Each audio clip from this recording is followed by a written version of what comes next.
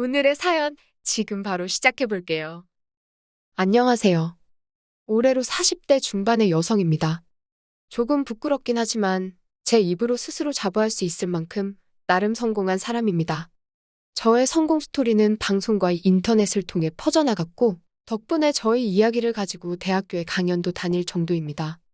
업계에서 관심 있으신 분들은 제 이름 석자만 들어도 바로 누군지 눈치채실 수 있을 정도로 나름 유명한 사람이라고 자부합니다.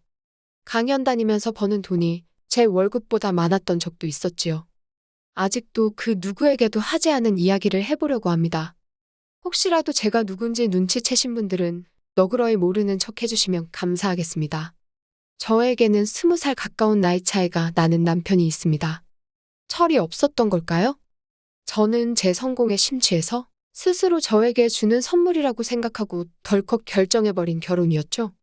어리고 잘생긴 남편은 제게는 일종의 트로피 같은 존재였습니다.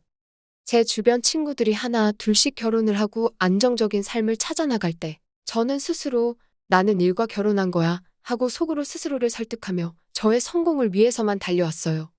그렇게 평범한 삶에 찌들은 저의 주변인들은 제 뒤에서 거미줄을 치겠다느니 일에 미처 남자 맛을 모른다는 둥 내 호박씨를 까기 시작했지요. 하지만 시간이 지나고 나니 저에 대한 이상한 이야기를 하는 사람들에게 한 방 먹여줄 수 있었습니다.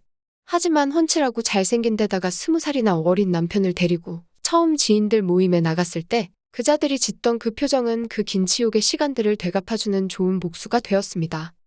다들 어떻게든 제 남편에게 말 한마디 붙여보려고 다들 안간힘이더라고요. 결국 이후에는 아들뻘 되는 남자를 데리고 산다며 다른 호박씨로 이어지긴 했지만요. 그들이 갖지 못한 것을 가진 저를 향한 질투와 시기라고 생각했습니다. 저보다 20살이나 어린 남편은 제가 강연을 다니던 대학교 강단에서 만났습니다. 저의 극성 팬이던 여대생의 남자친구였던 남편은 사석에서 저를 만난 이후로 집요하게 저에게 개인적으로 연락을 하기 시작했죠. 열정이 넘쳐나던 저였기에 남편의 저를 향한 열정에 저도 자석처럼 그에게 끌리고 말았습니다. 한참 때인 나이이기 때문일까 그는 밤이고 낮이고 항상 열정적이고 정열적이었습니다. 일에 지쳐 집에 돌아온 저를 도무지 용서해주는 법이 없었어요. 그 어떤 핑계도 통하지 않았고 매일 저녁 피곤해 지쳐 돌아온 저를 더욱 더 녹초로 만들어줬습니다. 그런 저에게 한국을 떠나게 될 일생일대의 사건이 찾아왔습니다. 해외 주재원으로 파견을 가게 된 것이지요. 자세한 업무 내용을 써놓으면 저에 대한 힌트가 너무 많기 때문에 자세한 내용은 생략하도록 하겠습니다. 경험도 경험이지만 이 주재원 생활을 마치고 본사로 돌아왔을 때 아마도 제가 회사 내 최초의 여성 임원으로 진급할 수도 있다는 소식에 도무지 포기할 수 없었습니다. 달콤한 신혼생활에 젖어있는 당시에도 고민은 전혀 되지 않았습니다. 남편에게 따라와서 혹시 공부를 할 생각이 없냐고 물었더니 자기가 준비하던 일이 잘 되어가고 있는 상태라 한국에 남아 더 해보고 그게 잘 안 되었을 경우에 따라갈 테니 당분간 혼자 있어주면 안 되겠냐 물었습니다.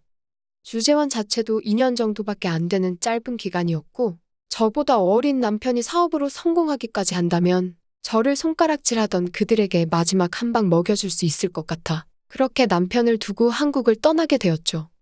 업무의 연장이기 때문에 해외 생활은 조금도 힘들지 않았습니다. 집에 돌아와 혼자인 시간은 아직 많이 모자란 그 나라의 언어를 연습하는 데 좋은 시간이기도 했습니다. 어느새 훌쩍 지나버린 1년이란 긴 시간은 그동안 힘이 넘치는 남편과의 시간이 그리워지는 것이 극에 달해 있던 시기였습니다. 결혼을 했다지만 혼자인 저에게 다가오는 현지인도 교포들도 많았지만 그 누구도 제 눈에 차지 못했습니다. 남편을 사랑하기도 했지만 제게 다가온 그 누구도 남편보다 뛰어난 외모를 가진 사람이 없었거든요. 그러던 어느 날 눌리는 초인종 소리에 문을 열었는데 생각지도 못한 사람의 방문에 제 인생은 송두리째 바뀌게 되었죠. 문을 열자 문 너머에 서 있던 사람은 다름 아닌 내 남편의 아버지. 아버님이었어요. 어쩐 일로 연락도 없이 오셨냐고 물으니 더 늙기 전에 안 가본 곳도 가보고 하려다 혼자 있을 며느리가 생각나 제가 있는 나라를 첫 여행지로 고르셨다고요.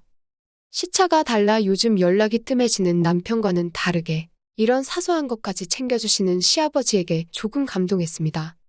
어린 남편을 둔 탓일까 시아버지와 나이 차이가 10살이 채 넘지 않습니다. 젊은 나이에 제 남편을 가진 남편의 어머니는 당시 아기였던 남편과 젊은 시아버지만을 남겨둔 채 호련히 종적을 감추셨다고만 들었어요. 아버지는 남편과 꼭 닮아 또래분들보다 훤칠한 키와 선이 굵은 얼굴을 가진 남자다운 분이셨죠.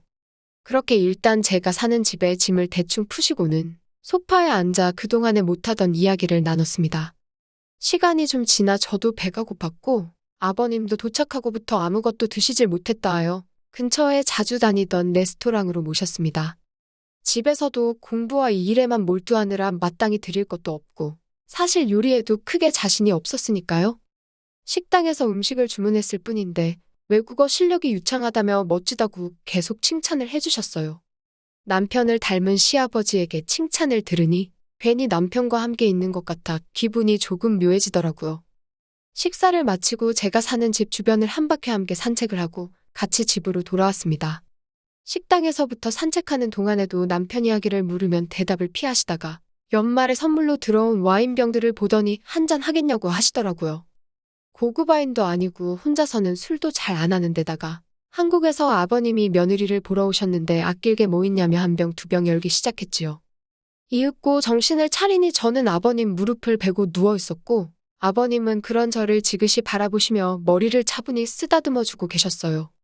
화들짝 놀라 아버님의 무릎에서 벌떡 일어나 죄송하다고 말하고 있는데 아버님이 눈물을 흘리시며 저를 와락혀 앉더라고요. 당황했지만 한편으로는 1년 만에 남자 품에 안기게 되니 저도 모르게 심장이 두근두근 뛰기 시작했습니다. 영문도 모른 채 아버님에게 안겨 당황하고 있는데 이어지는 아버님의 말씀에 저는 얼음처럼 굳어버렸습니다.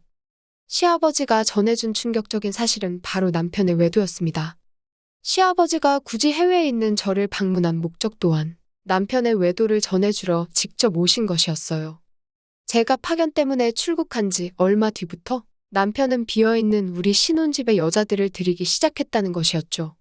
자세한 내막까지는 전부 다 아시는 것 같지는 않았지만 어느 날 남편이 시아버지를 찾아와 그런 식으로 알고 지내던 여자들 중 몇 명이 자기 아이를 가지게 되었다며 경제적으로 조금 도와달라고 찾아왔다는 내용이었습니다. 시아버지는 그런 남편을 내쫓아버렸고 내게 이 사실을 알려야 하나 고민하다가 끝내 찾아오게 되신 거라는 말을 하셨죠.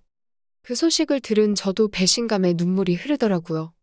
어리고 잘생긴 남편을 둔 사실이 그동안 뒤에서 손가락질하던 주변인들에게 한 방 먹여줄 기회라고 생각한 저도 너무 결혼을 쉽고 조급하게 생각했었나 봐요. 차오르는 분노와 실망, 수많은 감정이 교차하는 가운데 제 흐르는 눈물을 시아버지가 닦아줬어요. 저는 흘리던 눈물을 멈추고 시아버지를 말없이 응시하기 시작했죠. 시아버지는 제게 계속 미안하단 말만 해왔어요. 아버님이 잘못하신 것도 아닌데 사과할 필요 없다고 몇 번이나 말씀드렸지만 시아버지는 이게 다 아들 교육을 잘 못 시킨 자신의 탓이라며 자책하셨죠. 그렇게 어렵게 말을 이으시던 아버님은 제게 충격적인 말을 건넸어요. 시아버지는 제 등을 쓸어내리며 이왕 이렇게 된 거 내 아들은 있고 자기와 새 출발을 하면 어떻겠냐고 제안하셨어요. 여기까지 온 이유도 외로운 타지 생활에 시아버지 본인이 남자의 역할을 해주시겠다고 하셨죠. 사실 이 사실을 전하러 온 이유도 아들의 교육을 똑바로 못 시킨 자기 잘못을 사과하러 오셨다고 하기보다는 결혼 허락을 받으러 왔을 당시에 저를 보고 시아버지도 제게 첫눈에 반했다는 것이지요. 오랜 마음을 고백하고 멋쩍어 하시는 시아버지의 얼굴을 바라보고 있자니 머릿속에 이런저런 생각들이 마구 섞이더라고요. 마침 저도 천리만길 이국 땅에서 1년을 넘게 독수공방 해왔고 그렇게 우리는 서로를 뜨거운 눈으로 응시하기 시작했고 넘어선 안 되는 선을 넘어버리고 말았습니다. 아침에 일어나니 잠을 똑바로 못 잤는지 다리 아래쪽과 허리 부분이 내 몸이 아닌 것 마냥 많이 뻐근하더라고요. 그렇게 무거워진 몸을 겨우 움직여 부엌으로 향했습니다. 부엌에는 아버님이 속이 쓰리지 않냐며 냉장고에 있는 재료들로 해장을 하라며 음식을 준비하고 계셨어요.